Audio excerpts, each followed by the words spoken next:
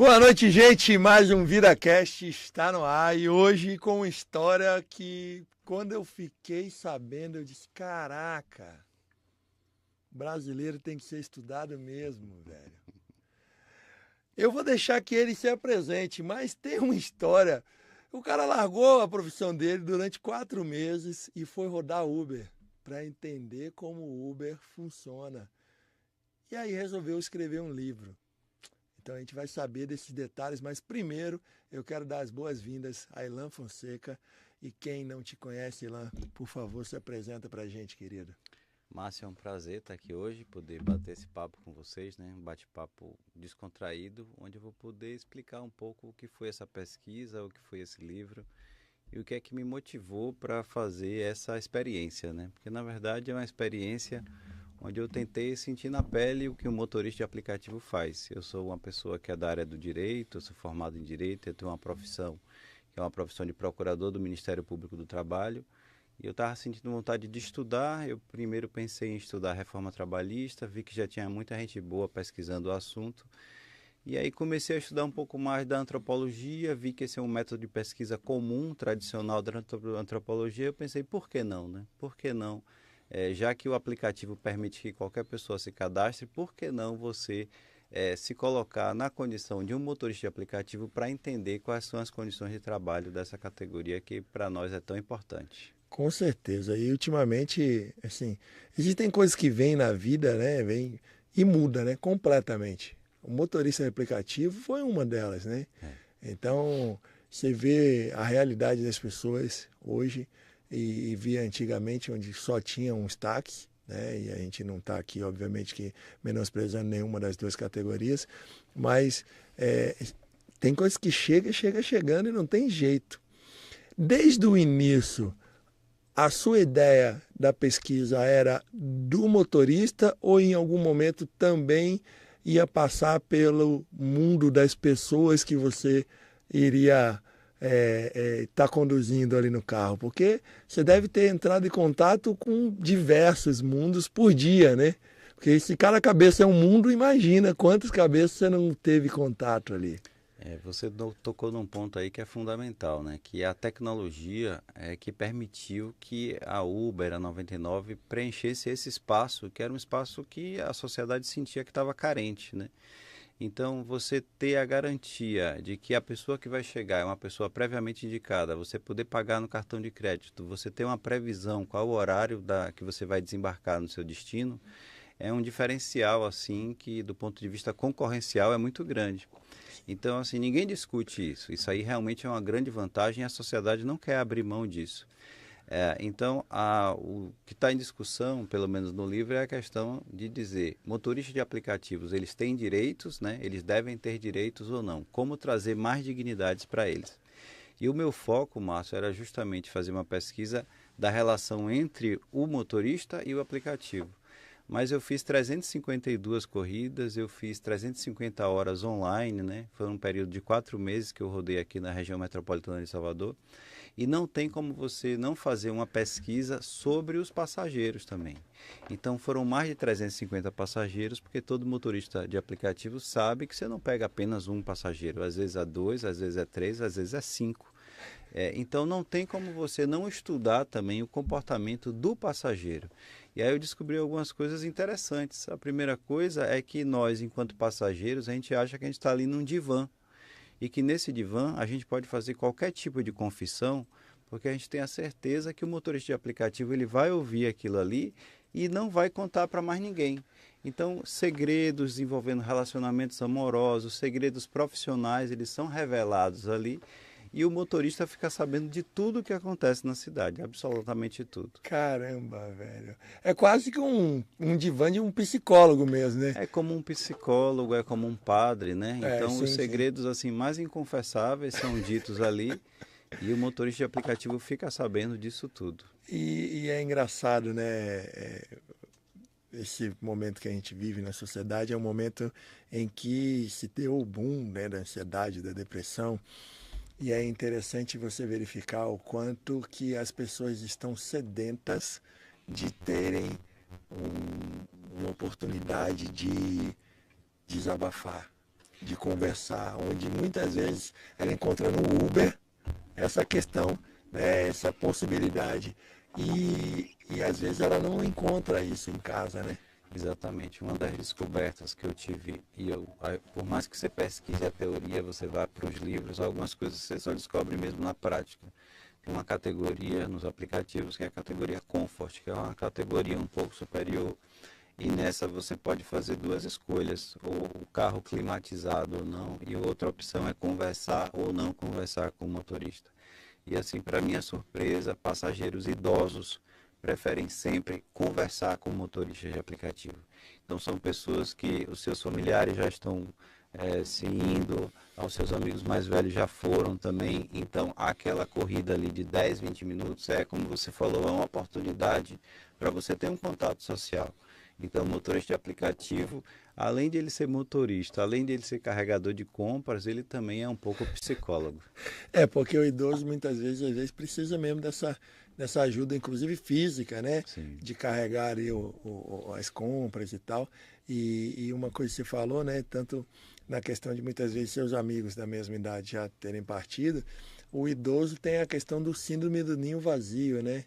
Que os filhotes, né? Os filhos já saíram de casa. Então muitas vezes eles estão sozinhos, às vezes são viúvos, né? E oportunidade de 10, 20 minutos de corrida.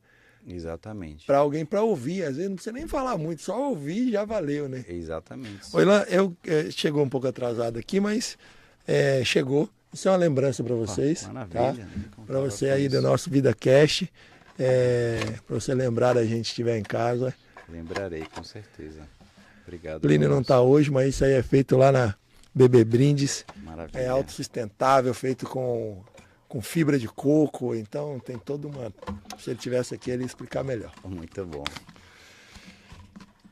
Bom, vamos lá. Você é formado há quanto tempo, Ilan?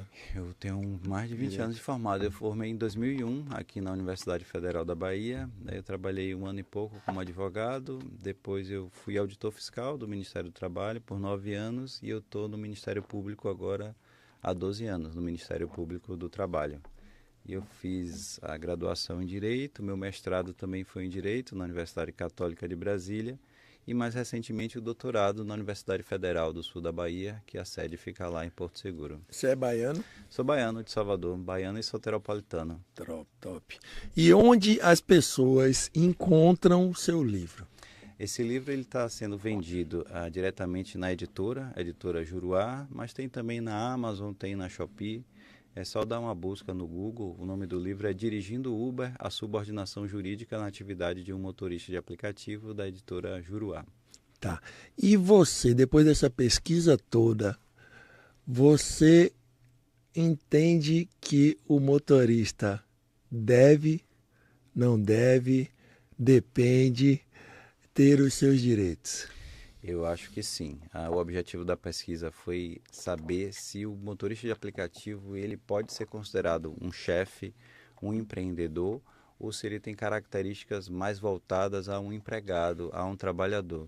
E eu pude constatar, Márcio, o conjunto de pesquisas anteriores a mim já tinham essa mesma percepção, essa mesma conclusão. O diferencial dessa pesquisa e desse livro é justamente trazer um novo tipo de pesquisa, que é a pesquisa antropológica, etnográfica, onde o pesquisador ele se insere junto daquele grupo social e ele realiza coisas com o grupo social para tentar entender o detalhamento, qual é a carga simbólica daquilo tudo.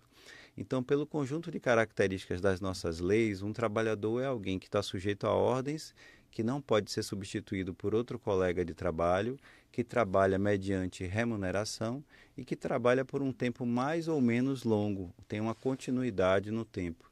Então, o conjunto dessas características é que vai dizer se aquilo ali é um contrato de trabalho e deve ter a carteira assinada, ou se ele é um autônomo em que ele pode ditar não apenas o horário de trabalho dele, mas principalmente qual é o valor da mão de obra dele. Rapaz, você trouxe um bocado de coisa que não chama atenção para as pessoas geralmente, né? As pessoas só se tocam na questão do...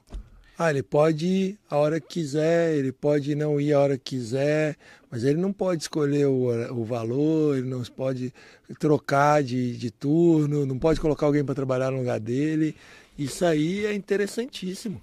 Exatamente. E uma coisa que eu acho que assim foi algo inédito nesse livro foi justamente trazer a informação de que você não deve confundir a possibilidade de você interromper a sua jornada, você parar um pouco o seu horário de trabalho para resolver um problema. Isso é comum. Eles precisam levar os filhos na escola, precisam levar os filhos no médico, fazer uma vacinação. Você não deve confundir isso com a quantidade de horas que eles trabalham. Motoristas de aplicativo trabalham, em média, mais de 10 horas por dia. Isso de segunda a segunda. Então, você tem pesquisas do IBGE, você tem pesquisas do IPEA, você tem pesquisas de várias universidades do Brasil inteiro mostrando que como é que a pessoa é autônoma, mas ela não consegue definir o preço da corrida, ela não consegue ser substituída por um outro colega de trabalho e ela ainda trabalha 10 horas por dia e 60 horas ou 70 horas por semana. Então você afasta um pouco essa questão da autonomia, do empreendedorismo e vai se aproximando cada vez mais do contrato de trabalho e do vínculo de emprego. É complicado. É. E é o tipo de coisa que para mexer fica mais complicado ainda, né? A categoria tem uma certa resistência em relação a essa aceitação no que diz respeito ao contrato de trabalho. Aqui em Salvador, a Uber e os outros aplicativos de transporte chegaram em 2016 e eles já chegaram fazendo muita propaganda, dizendo assim, seja o seu próprio chefe. Então você já tem há 8 anos essa ideia sendo incutida na cabeça dos trabalhadores. No começo aqui, Márcio, os motoristas que eu pude entrevistar ganhavam mais de R$ 10.000 por mês, trocavam de carro a cada 6 meses. Mas com o passar do tempo, o mercado de trabalho foi inchando. Hoje acredita-se que você tem 35 mil motoristas de aplicativo aqui em Salvador. Se você for na paralela e olhar para os carros ao lado, você vai ver um motorista dirigindo e alguém no banco de trás. Toda vez que você ver esse cenário, você está falando de um motorista de aplicativo. Então, é o que você começou falando aqui no programa hoje. Isso está sendo substituído, né? Isso substituiu o mercado de táxi. Em alguns casos, substituiu também as pessoas que usavam transporte coletivo, né? Porque o preço é muito próximo, o preço é equivalente. O mercado inchou demais e isso fez com que o preço da corrida que é repassada para o motorista de aplicativo fosse rebaixado.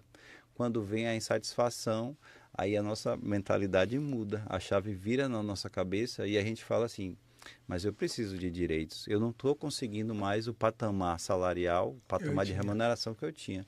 Se eu preciso de direitos, eu preciso ter alguma regra aqui para limitar a minha jornada e para ter um salário que pelo menos eu consiga pagar as minhas contas.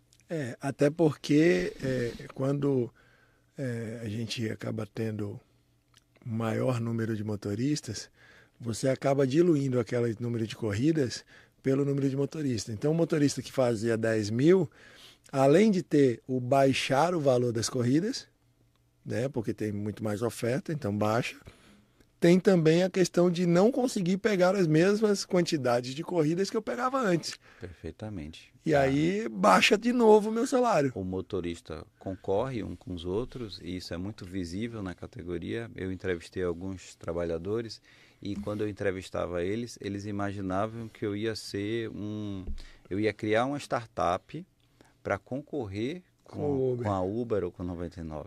Então, isso é muito forte no pensamento do motorista de aplicativo. Você enxergar o outro como alguém concorrente, não como alguém solidário. Isso que você está falando lembra um pouco a realidade que a gente tinha até pouco tempo atrás dos taxistas. Né? Você tinha um mercado restrito, as regras eram rígidas e aí isso dava margem a alguns episódios de desonestidade, de cobrança de valores acima da bandeirada. Né? Então a Uber e a 99 veio para substituir esse mercado, mas em contrapartida rebaixou demais, a meu ver, as condições de trabalho desses motoristas. Caramba. Rapaz, é um assunto besta, né, Matheus? A gente não imagina que vai vir tanta coisa, né? É bem complexo. Porque assim, a gente acaba não mergulhando, né? E você foi fazer a pesquisa, e excelente a pesquisa, a gente não mergulha a fundo nisso aí, porque a gente só vê o que nos passa, né? Sim. Então o que nos passa é algo... Por exemplo, uma coisa que a gente conversa com outros colegas, com os amigos, todos imaginam que puxa um papo com o motorista de aplicativo. A realidade do passageiro que puxa papo com o motorista é uma realidade muito restrita. O passageiro médio, 90% dos passageiros não puxa papo com o motorista de aplicativo. eu imagino que você puxe bastante papo. É porque converse. eu falo mais que o rádio. Pois é. É meu. De onde você veio, está gostando, como é que tá? Mas assim, o passageiro, em geral, ele quer o serviço. Ele quer o serviço bem feito, ele quer que você chegue no horário, quer que entregue, né? Faça o desembarque no horário certinho.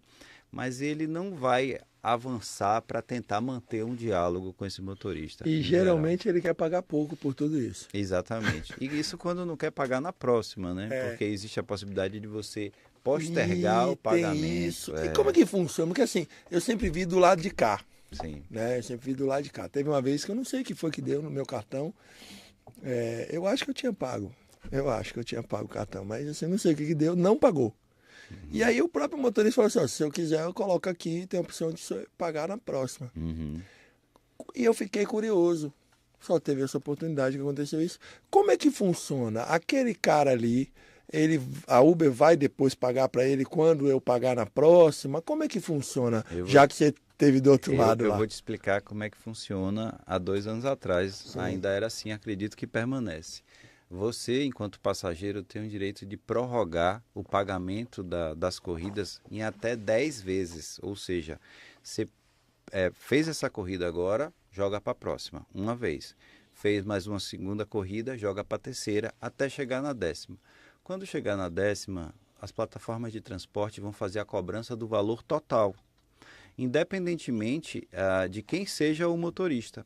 Então, se o valor do débito já estiver em 200 ou 300 reais, o 10º motorista vai ter que cobrar o valor integral que está sendo devido por aquele passageiro. E isso vai explicar um pouco, Márcio, as situações de conflito, de briga corporal que existe entre motoristas e passageiros. Porque esse décimo motorista, ele vai precisar que aquilo ali seja pago para ele não ficar no prejuízo. E aquele passageiro, se ele realmente não tiver o dinheiro, ele vai deixar o motorista numa situação muito difícil. Então eu falo um pouco disso no livro, né? Que as plataformas de transporte, elas fazem abuso dessa vulnerabilidade e cada vez que a gente entra em conflito com o motorista e o motorista entra em conflito com o passageiro, mais eles se fragilizam e mais isso fortalece a plataforma. E o melhor exemplo disso é a questão da nota. Quando a gente tem um sistema de notas com 5 estrelas, a nota está sendo atribuída à plataforma ou ao motorista? A gente atribui sempre a nota ao motorista. Mas o serviço está sendo oferecido pela plataforma. Se eu quiser avaliar a Uber, que nota eu posso dar? Né? Por que a gente tem que avaliar seres humanos através de notas? Seres humanos são séries da Netflix que podem ser avaliados de 1 a 5? Por que essa avaliação não pode ser verbal? Por que não pode ser direta, olho no olho, como a gente está conversando aqui? Então, você tratar o motorista como um produto que tem que ser avaliado, né, para ser ranqueado. Como você avalia a ligação do WhatsApp, ser de 1 a 5 estrelinhas, né? É uma avaliação numérica bastante restrita e eu pude descobrir também que muitos passageiros não são familiarizados. Então, eles pensam assim, serviço bom, 4 estrelas. Serviço ruim, 1 estrela. E isso é extremamente cruel, porque quando essas notas são baixas, você sai de categorias superiores. 2 notas 1, por exemplo, 1 estrela, você já sai da categoria Comfort. Se você tiver umas 3 notas de 1 estrela, você sai da categoria Black. E isso aí não é só sair da categoria, é você perder renda. Então, às vezes, o que o motorista fala assim, se você pega o passageiro do dedo nervoso, o dedo nervoso dele vai lá e coloca 1 estrela e aí derruba você. Você nunca mais pega, você vai precisar de mais 50 corridas. Às vezes um paciente tem algum tipo de tremor, algum tremor fino, que sem querer, ou o trepidar do carro andando, às vezes, numa lombada, sem querer, realmente, eu nunca tinha parado para pensar nisso. O que eu tento trazer um pouco nesse livro é justamente trazer um pouco a sociedade para o lado do motorista de aplicativo, sensibilizar, porque são pessoas que estão trabalhando 10 horas por dia, eles vão em lugares que a gente normalmente não vai, né? Então a gente está falando de comunidades aqui em Salvador, região metropolitana, que são dominadas pelo tráfico e que ganham extremamente mal. Márcio, eu rodei 4 meses, eu tive um faturamento, o faturamento é o que você ganha sem abater o combustível, de R$6.000. Quando eu abati o combustível, esse valor já foi reduzido para R$ 6.000 mês. R$ 6.000 ao longo dos 4 meses. Ao longo dos 4 meses. Mas como eu trabalhava geralmente de manhã e de tarde eu parava para escrever a tese de doutorado, esses 4 meses ou 350 horas que eu fiz é o equivalente ao que um motorista faz em um mês. Certo. Então vamos pegar esse padrão aí de um mês. R$ 6.000 de faturamento, parece bom. Quando você abate o combustível, já cai para 1.800. E aí eu tive o cuidado de colocar tudo na ponta do lápis. Eu coloquei o valor médio do IPVA proporcional ao mês, valor médio do seguro proporcional ao mês, despesas de dados móveis com o celular, depreciação do automóvel proporcional ao mês, manutenção do veículo, coloquei tudo. São mais ou menos 20 itens que você tem que computar. Quando eu coloquei tudo isso no papel, o meu prejuízo foi de R$ 900. Então, o que é que... Provavelmente... Está pagando para trabalhar. Provavelmente, ao longo do tempo, eu conseguiria melhores corridas. Sim. Porque eu era um iniciante, eu não sabia selecionar. Mas o que eu quero dizer é que muitos motoristas hoje estão trabalhando no prejuízo e não percebem. Porque o dinheiro está entrando, ele precisa pagar as contas e ele tem um carro que gera despesa. Então, a decisão dele tem que ser, ou eu vendo o meu carro, né, e vou procurar um emprego de carteira assinada que não dependa de carro, ou eu fico preso nesse tipo de atividade. Então, esse é o dilema de muitos motoristas de aplicativo. Caramba, velho. E aí entra um pouco do que um convidado teve aqui algumas semanas atrás, e ele comentando sobre a importância de você não misturar o caixa do negócio com o seu caixa, né? Então, como vamos imaginar aí um mês, entre esses 6.000, vai entrando, ele vai pagando, né? Vai entrando e vai pagando, vai entrando e vai fazendo a compra, vai entrando e vai abastecendo, vai entrando. E aí, só no final é que ele vai ver o déficit. É o que fala-se da educação financeira. Sim. Você precisa ter uma educação financeira porque você precisa fazer a contabilidade correta do tudo que entra e tudo que sai. Então, eu falo um pouco disso também, né? Você trabalhar de uma forma em que você sonega informações do motorista. E veja, a Uber, a 99, ela tem cursos de combate ao assédio moral, isso é bacana, de combate ao racismo, então, de atendimento de pessoas com deficiência enquanto passageiros. Mas tem outros cursos que deveriam ser oferecidos, como o curso de educação financeira, que não são oferecidos. Então, há cursos que beneficiam a dinâmica do transporte e há cursos que podem atrapalhar, porque podem afugentar alguns trabalhadores.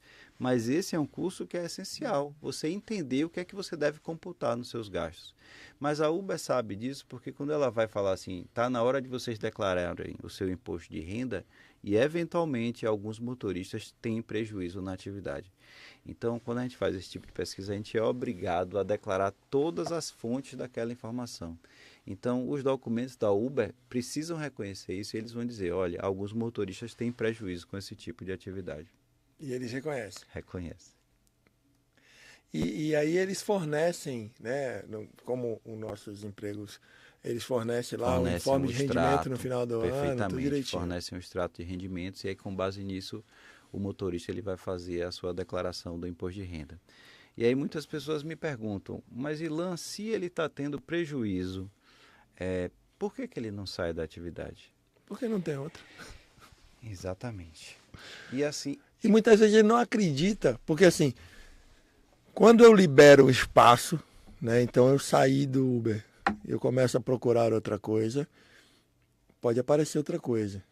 Mas como eu não me sinto capaz, às vezes eu sou uma pessoa que venho já de várias desmotivações emocionais, de relacionamento, de pai, de mãe, e eu encontro naquilo ali um dinheiro que está sempre pingando, eu digo, pô, eu saio daqui, se eu não dou conta, e se eu não encontro, e eu vou ficar parado, e aí se eu sair desse aqui, eu perco meu ponto, e não sei o quê, não sei o quê, não sei o quê.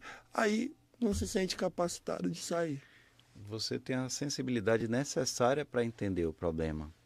A história de muitos desses motoristas de aplicativo vieram de uma crise econômica, onde eles foram demitidos, crises políticas de governo. Passaram por uma pandemia, que demitiu também muita gente, e eles tinham empregos formais. E nesses empregos formais eles receberam uma verba rescisória, algo em torno de 10 a 20 mil reais, e não viram possibilidade de ter um novo emprego. Pensaram, por que não? Por que não comprar um veículo e trabalhar como motorista de aplicativo? E viram muitos influenciadores digitais dizendo que ganhavam R$10.000 por mês. E eles entraram. E na hora que eles entraram, tudo muda na família. É isso que você falou, é você ver pingal todo dia. Se você está dentro de casa, de bermuda, no sofá, assistindo televisão o dia inteiro, a sua família vai pensar alguma coisa de você. Por que não está batendo nas portas e entregando currículo? Mas se você está no seu automóvel, trabalhando 10 horas por dia e o fluxo de caixa mudou, isso é motivo de orgulho para sua família. Meu genro é trabalhador. Exatamente. Você está correndo atrás, você está se esforçando. E aí chega um momento em que essa curva ela vai caindo e ele começa a ter prejuízo e ele é entrevistado pelos passageiros ou até por pesquisadores e ele não admite isso. Ele não fala a verdade. Pela vergonha, né? Exatamente. É muito difícil você fazer esse reconhecimento de que você está numa situação de sofrimento. Então, é uma coisa que a gente vive muito aqui no Nordeste. Quantas namoradas você já teve? A nossa tendência é chutar para cima. Para cima. Para dizer que é o... Então, se você entrevista um motorista, você está na cabine, você pergunta, quanto é que você tira, meu amigo, aqui por mês? Ele vai chutar para cima. E algumas pesquisas científicas vão ter um pouco esse viés também, porque a tendência é, eu tenho vergonha de reconhecer que eu ganho pouco.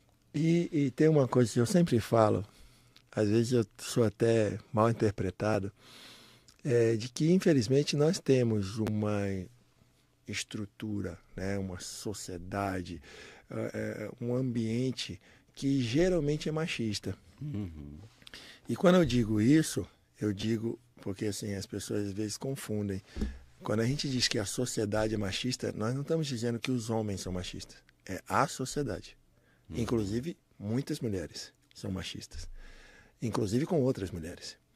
Mas, embora nós saibamos que muitas das mulheres sofrem com a estrutura machista que vivemos, muitos dos homens também sofrem quando eles não se sentem capazes nem de reconhecer ou de verbalizar de que eles não estão dando conta.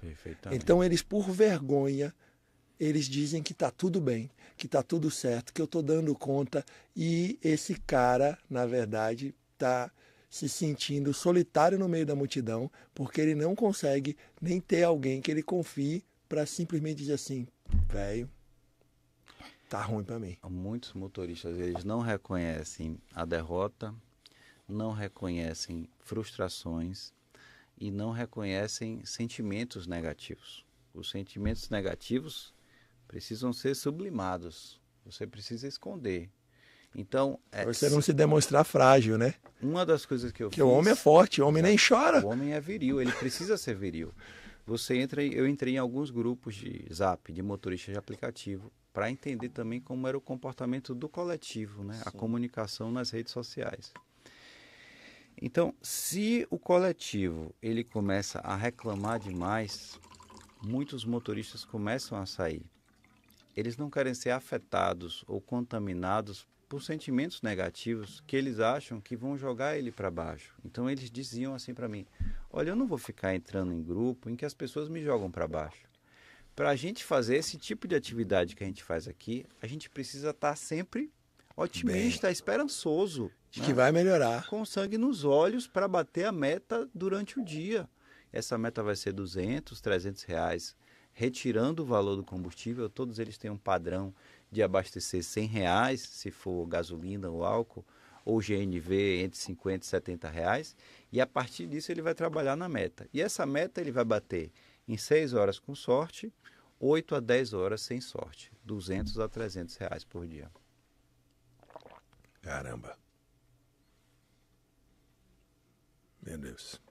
Bom, enquanto eu dou uma lida aqui, tem até mensagem de Marlon. Marlon, roda Uber aí. Conta, se puder, né, sem falar nome, obviamente, alguma história engraçada que você tenha passado aí nesses meses rodando Uber. Tem várias histórias engraçadas e os meus orientadores e examinadores do doutorado pediram até para eu retirar, porque disseram que aquilo ali não tinha cabimento numa tese de doutorado. Né? Mas como aqui é um podcast, eu acho que aqui é o lugar certo para falar disso, né? Uma das situações engraçadas é que eu coloquei no aplicativo que eu sabia falar inglês, porque eu arranho um pouquinho no inglês. Sim. No momento que você faz isso, automaticamente o algoritmo ele te direciona a corridas de turistas, e Salvador é uma cidade turística. Sim. Então, a gente estava na pandemia, eu recebi uma corrida para um hotel ali da Orla da Pituba, e apareceram 4 israelenses, né? E a recomendação na pandemia era você ter no máximo 3 passageiros, né? Sempre sentados ao fundo. E eles pediram encarecidamente para irem todos. A minha vontade era de recusar. E aí vem esse ponto que eu bato da falta de autonomia. Eu já tinha me deslocado aproximadamente uns 5 quilômetros. Eu já ia ter prejuízo com aquela corrida. Eu não poderia recusar eles. Se eu recusasse eles, eu ia ter mais prejuízo ainda. Então veja que é uma autonomia bastante limitada. Pediram para entrar no carro, eu autorizei. 3 atrás e 1 na frente. Começamos a conversar. Eles tinham acabado de cumprir o serviço militar obrigatório em Israel, um serviço demorado, né, de 3 anos, envolve homens e mulheres. E me pediram para fumar. Não pode fumar dentro do carro. E eu falei, olha, não fume não, por favor. Não, eu vou fumar, mas eu vou fumar somente aqui do lado de fora. Então botou o braço do lado de fora e começou a fumar. E daí começou com umas perguntas estranhas, onde é que tinham mulheres bonitas em Salvador, que eles estavam sedentos por mulheres bonitas. Eu falei, olha, eu sou casado, eu não sei esse lugar de onde tem mulheres bonitas e festas aqui em Salvador. E eu falei, vocês querem ir para onde? Não, a gente quer ir para o KFC, porque falaram que as comidas aqui não são confiáveis. A gente quer KFC porque é uma rede internacional. Então tá bom, então vamos no Salvador Shopping. Fomos no Salvador Shopping. Quando chegamos lá no Salvador Shopping, ficaram muito gratos, né? Porque eu deixei entrar 4 pessoas fumando, né, dentro do carro. E daí eles me deram uma gorjeta de $20. Eu falei, eu não posso aceitar uma gorjeta de $20 porque é o equivalente a R$100. É muito mais do que o preço da coisa. Não, por favor, aceite. Eu falei, não, não vou aceitar. Então esse foi um episódio que eu tive.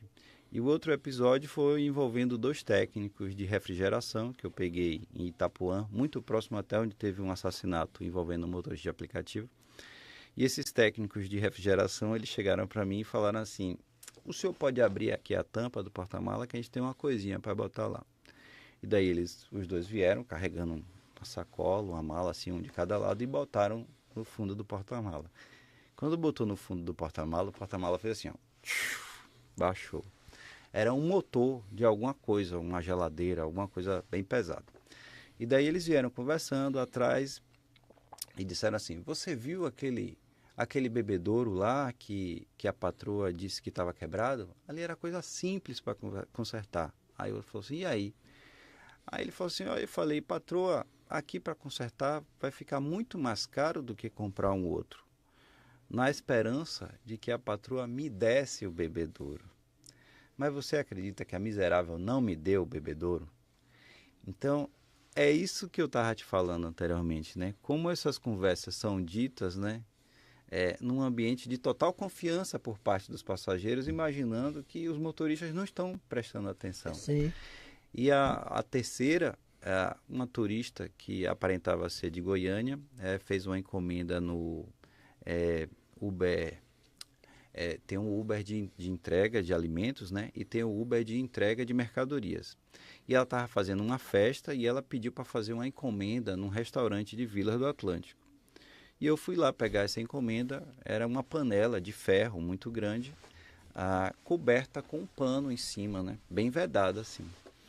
E quando essa panela foi colocada no porta-mala, o cheiro subiu, um cheiro muito forte. Eu falei assim, frutos do mar, né? Deve ser alguma coisa.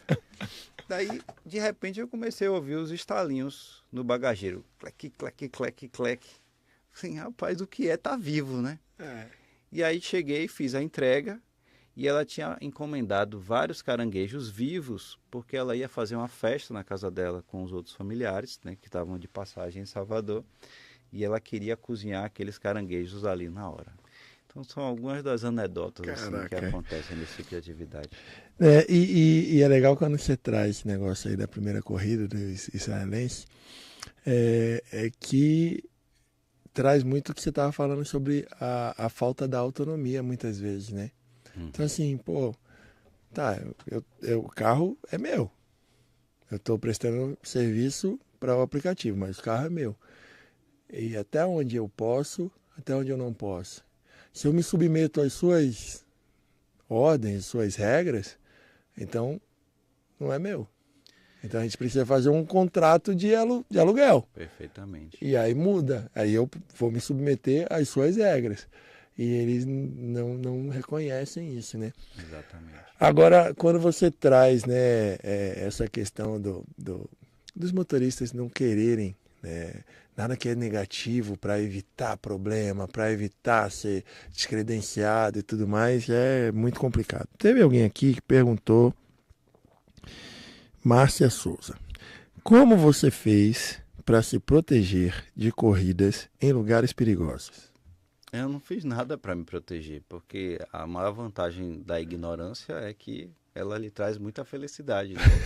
Então, eu rodava muito em Camaçari, em Lauro de Freitas, e eu realmente achava que os bairros ali eram todos tranquilos, né? Do outro lado de Vilas eu achava que era tudo tranquilo.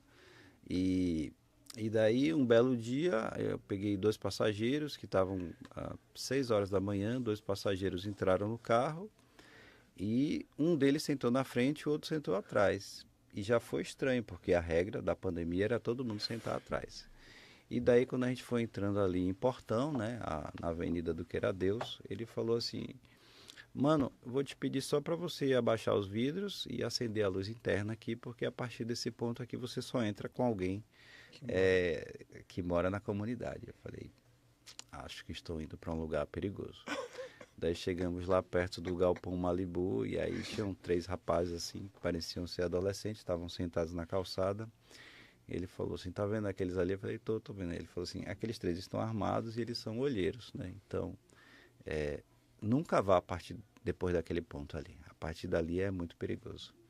Então, eu não tinha muita autoproteção. E aí eu conversei com alguns motoristas de aplicativo que ficavam ali no aeroporto.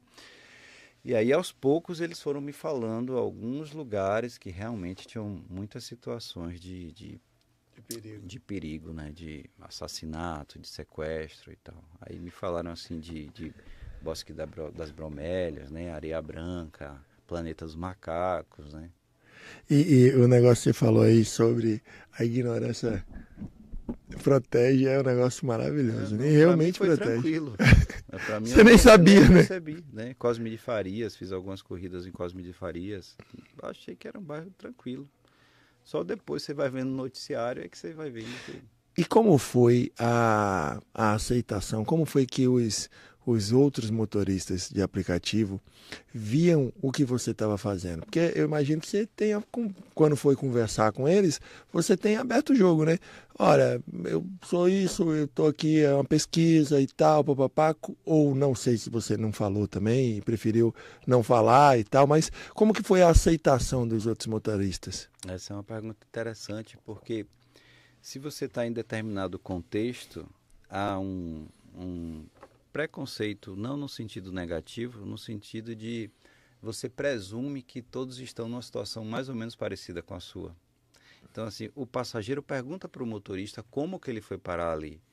Mas motoristas não ficam perguntando esse tipo de coisa. As conversas, Márcio, giram em torno de como funciona o aplicativo, como foi suas corridas hoje, já conseguiu bater a meta hoje, qual o melhor lugar para fazer uma recalchutagem de pneu, onde é que está tendo gasolina mais barata? Esse tipo de pergunta não chegou. Eu fiquei muitos dias ali no bambuzal do aeroporto e somente uma pessoa perguntou para mim por que eu estava rodando aplicativo e eu falei, olha, eu estou rodando aplicativo porque eu estou fazendo uma pesquisa de doutorado. E aí disse para mim, meu filho, estude porque estudar é bom mesmo. Mas assim, normalmente ninguém pergunta, motorista não pergunta para motorista por que você está rodando aplicativo. Que legal, velho. Que bacana. Viu aí, Diego? Tá vendo que barril? Marlon roda aplicativo, né? Marlon trabalha comigo e tem rodado menos hoje, mas ele botou aqui, ó.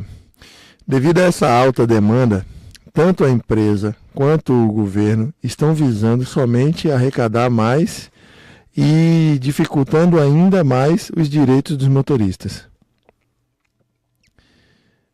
Foi mais ou menos o que a gente estava comentando antes, né? Na verdade, Marlon, pelo que eu entendi, motorista não tem o direito.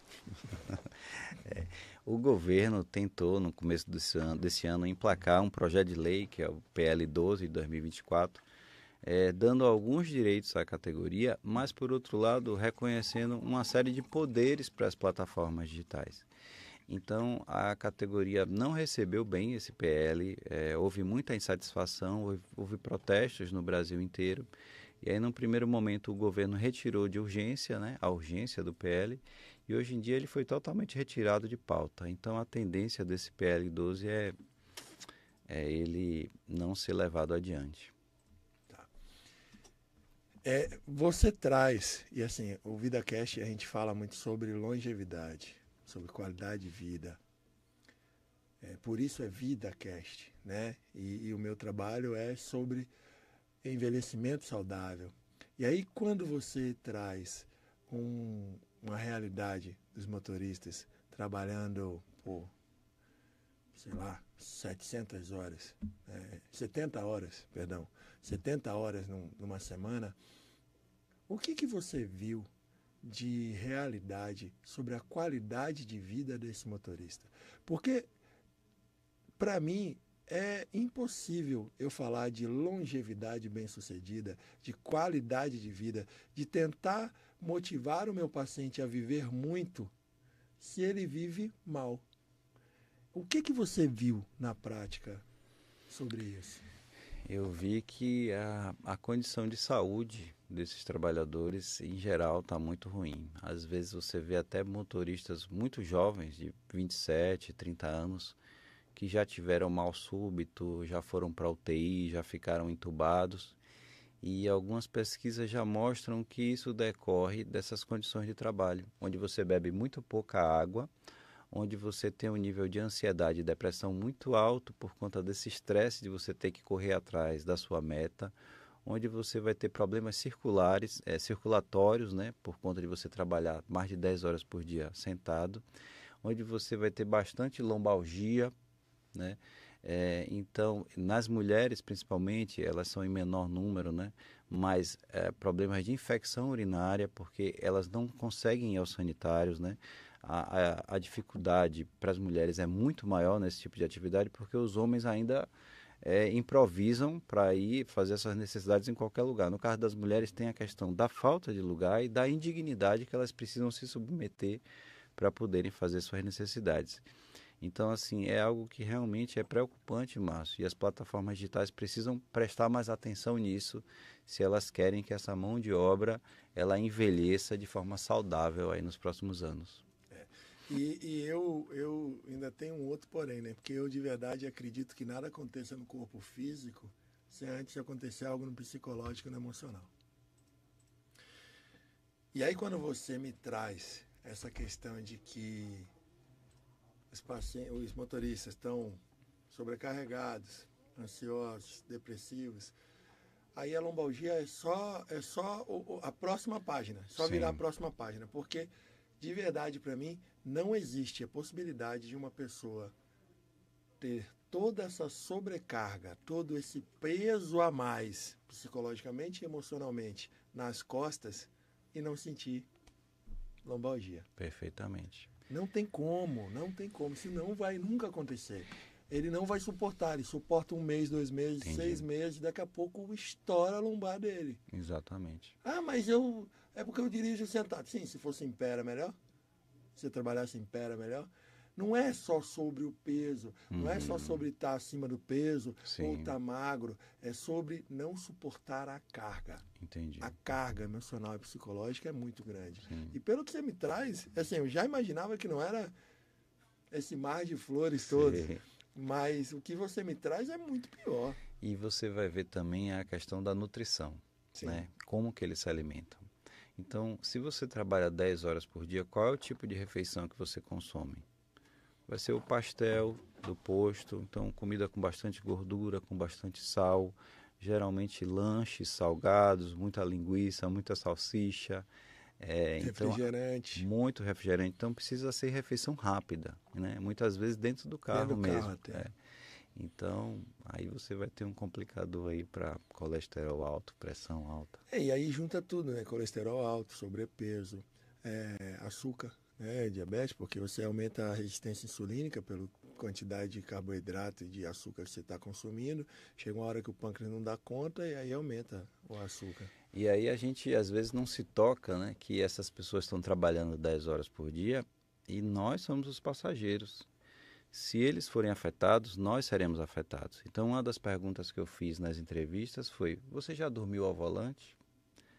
Ninguém admite que dormiu ao volante. Eles admitem que dormiram no carro, mas que o carro não estava em movimento. Mas a gente já viu aí no noticiário que alguns motoristas já dormiram ao volante. Então, uma vez, Márcio, eu peguei 3 gerações no meu carro: a avó, a mãe e a filha. Quando entraram as 3 gerações, eu fiquei tremendo de medo, porque eu falei assim: eu não posso ter uma colisão aqui, porque eu estou com a responsabilidade aqui de carregar 3 gerações de pessoas. Se tiver uma colisão aqui e algumas dessas pessoas se machucar aqui, eu estou perdido. Então, assim, é uma profissão extremamente séria, que tem que ter muito respeito por ela, e que a gente, enquanto consumidor, a gente pensa assim: tá ótimo, tá maravilhoso. Porque tá barato. Porque tá barato. E a gente não está sabendo que quando a gente entra no carro e a gente se depara com um trabalhador que está ganhando pouco, que está com o corpo todo adoecido e que está ali há mais de 10 horas por dia, quem vai pagar essa conta somos nós também. Seja como sociedade, seja como passageiro. Eu com regularidade, faz um tempo agora, estou até querendo voltar, eu gosto muito de fazer cursos, né, de viajar e tal, e eu durante um período, um pouco antes da pandemia, depois um pouco depois também, eu ia com regularidade para São Paulo, depois aquela região de Campinas, Indaiatuba e tal. E sempre que eu viajo, seja de qualquer lugar, se eu pego um motorista de Uber que eu me sinto bem, né? Sim. E como a gente já tinha falado, eu converso mais que o rádio, então eu converso mesmo. Eu sempre tento pegar o telefone dele para que naquele período eu não precise ficar chamando várias vezes outros Ubers. Então vamos supor, à noite eu vou sair para comer. Então assim, tudo bem, irmão, beleza e tal, pô, tava pensando em tal hora sair para comer. Já avisou bem antes. Então esse cara já sabe que ele vai me levar para comer, eu vou comer, ele vai ficar rodando por ali, eu vou voltar para o hotel. Então ele já sabe que tem aquilo ali. Para mim é de um conforto isso, de uma certeza de que, cara, beleza, eu conheci o cara ali, mas assim, é o cara que me levou do aeroporto pro hotel já. Sim. É o mesmo cara, é uma questão sabe? De confiança. Já gera uma confiança. E aí, naturalmente, eu chego para ele e digo assim, ó, faz o seguinte, eu entendo, se você quiser botar aí quanto que dá no Uber, mas assim, coloca um negócio mais justo para você. Claro. Porque é uma mão lavando a outra. Sim. Então, assim, ele vai preferir, porque ele sabe que eu vou estar pagando um pouco a mais, e aí próximo do mais justo. O período que eu estou comendo, ele geralmente está rodando. Às vezes, é uma coisa rápida. Eu até convido, não quer comer comigo? Não, já comeu e tal, pá. Mas eu acho muito mais legal, velho. Porque assim, você não fica toda hora trocando. E às vezes você pega um motorista, eu sou muito de energia. Sim. E às vezes você pega um motorista que você vê, velho, o cara tá estressado, o cara não quer conversar, o cara tá com os problemas dele, tá tudo bem, beleza, entendo. Mas assim, eu não tô naquela vibe, eu queria aquele que tava naquela vibe primeira. Sim. E aí eu, sempre que pode, pá, e aí como que tá livre aí, não sei o quê, vai voltar para o aeroporto mesmo, eu já acerto, eu vou voltar tal dia, tal hora, viu? Sim. Já organiza lá, já vem. Ainda mais em Indaiatuba que tem que passar o pedágio. Sim. Tinha uma agonia que o povo, mas a Uber não paga o pedágio, que não sei o quê. Porque paga a ida, mas não paga a volta, parece. Aí você tem que ficar esperando uma corrida para voltar. Mas não, pode deixar, eu pago por fora, mas vamos. Porque eu também gosto muito de fazer isso. Aí aqui agora eu vou sair um pouco do papel de motorista, mas vou para o papel do advogado e do pesquisador. Essa parte é boa. Eu descobri 2 coisas. Às vezes você chama um motorista e o motorista chega até você ou vocês conversam pelo aplicativo e negociam um preço por fora. A Uber e a 99, ela faz o rastreamento para ver se motorista e passageiro se encontraram no mesmo ponto do GPS.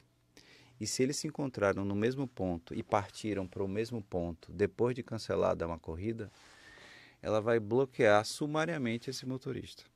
A Uber não aceita corridas por fora, não aceita negociações por fora, e os motoristas sabem disso. Aí, além disso, a nossa lei, que é uma lei de 2016, vai dizer que trabalho que não seja intermediado por plataforma digital é ilegal. E aí, onde é que acontece isso aqui na região metropolitana de Salvador? Na Estrada do Coco. Então, você vai ter ali órgãos de regulação de transporte que vão parar motoristas de aplicativo que estão com turistas, passageiros indo para Prado Forte, Guarajuba, Itacimirim. Se esses passageiros estiverem por fora de um aplicativo de transporte, quem vai ser multado é esse motorista, porque não atende ao que diz a nossa legislação. Caramba. Então, isso que você está falando é muito interessante, porque é uma pauta dos motoristas, assim.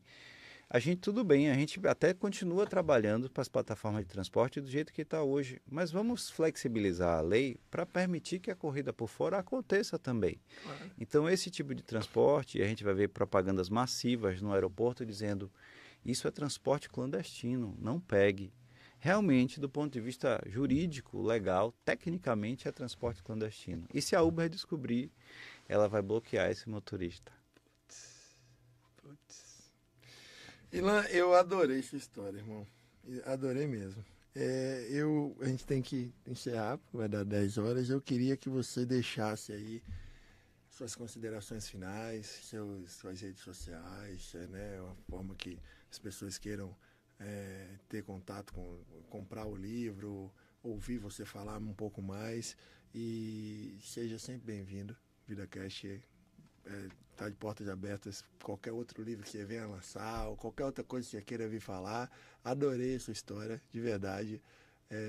Superou todas as minhas expectativas. Eu adorei te conhecer. Como eu te digo, eu gosto muito de energia. Essa energia me fez muito bem nessa noite de hoje.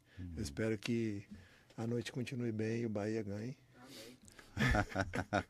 Mas suas considerações, querido. O prazer foi todo meu, Márcio. Um prazer estar aqui, conversar contigo. A recíproca é verdadeira também. Eu não te conhecia, mas foi muito agradável aqui esses momentos. Quando a gente faz uma pesquisa dessa, o nosso objetivo realmente é sensibilizar, mudar um pouco a narrativa de mundo que existe em relação ao transporte por aplicativo, à realidade dos motoristas. E o meu objetivo declarado desde o começo sempre foi esse, né? A sociedade ela precisa prestar atenção a esse problema, precisa ficar do lado dessa categoria. E o que você quer é que as leis sejam aplicadas às plataformas de transporte. Hoje em dia, elas vivem numa realidade onde nenhuma lei é aplicada a elas. Então, nem a lei do consumidor, nem a lei do meio ambiente, nem a lei trabalhista, nem os direitos constitucionais. Então, a gente precisa tentar conciliar um pouco as coisas, né? É possível ganhar dinheiro, ter boas margens de lucro, ser inovador e, ao mesmo tempo, garantir direitos a esses trabalhadores. A gente acredita que isso é possível porque esse é um padrão que existe não só no Brasil. Em todo mundo você consegue conciliar essas duas coisas. Ganhar dinheiro e, ao mesmo tempo, garantir direitos a esses trabalhadores. Então, eu estou lançando esse livro, dirigindo o Uber da editora Juruá e espero que as pessoas gostem. E foi um prazer mais uma vez estar aqui. Com certeza as pessoas vão gostar. Eu gostaria de aproveitando, né, tudo isso que Ilan trouxe para a gente, entender que muitas vezes a gente traz aqui um tema que as pessoas dizem, pô, mas VidaCast vai falar de Uber, vai falar de um procurador que foi fazer uma pesquisa. Gente, VidaCast não é a sua vida no VidaCast, não é a minha vida no VidaCast, é qualquer coisa que esteja presente na vida no mundo. Eu tenho certeza que quem teve a oportunidade de se sensibilizar, de prestar atenção, de olhar um pouquinho mais além, conseguiu enxergar dificuldades para essas pessoas que só na Bahia, só em Salvador são quantos? 35 mil só em Salvador, 1.200.000 motoristas de aplicativo no Brasil. Então perceba, é a realidade de 1.200.000 pessoas no teu país, no Brasil. Se for contar o mundo, é pior ainda. E perceba o quanto esses irmãozinhos estão sofrendo. E eu tenho certeza que, da mesma forma que eu nem sabia nem da metade do sofrimento, das dificuldades, tinha ideia de algumas outras, muitos dos que ouviram também não tinham. Quando a gente fala de vida cash, quando a gente fala de longevidade, a gente tem que falar de empatia. A gente tem que falar de empatia, e empatia não é me colocar no lugar do outro, porque isso é impossível. Ilan tentou, mas ele não se colocou no lugar do outro, porque Ilan tinha uma casa, tem um emprego, completamente diferente. O que Ilan tentou foi, com empatia, reconhecer as dificuldades, obstáculos e limitação do outro. Isso a gente consegue fazer. E quando a gente traz esses temas aqui, é para que a gente entenda aí que muitas vezes, na próxima corrida que a gente for pegar, a gente seja um pouco mais gentil, talvez, um pouco menos agressivo, talvez, um pouco menos prepotente, arrogante, onde a gente acha que porque está pagando, a gente pode fazer acontecer e enfim. Quando a gente traz esses temas, é para buscar a sensibilização, é para buscar conectar quem está sofrendo e quem nem sabia que o coleguinha está sofrendo. Porque com certeza algumas pessoas que nos ouviram hoje, Ilan, tem um familiar que é motorista de Uber e talvez não sabia o que ele passa toda vez que ele sai na rua para trabalhar. Uhum. E que talvez hoje, a partir de hoje, vai respeitar muito mais esse ser humano. É por isso que a gente faz isso aqui. Só por isso. E na medida do possível, vamos tentar aliviar a carga da mochila que o coleguinha está carregando. Um beijo e fiquem com Deus. VidaCast!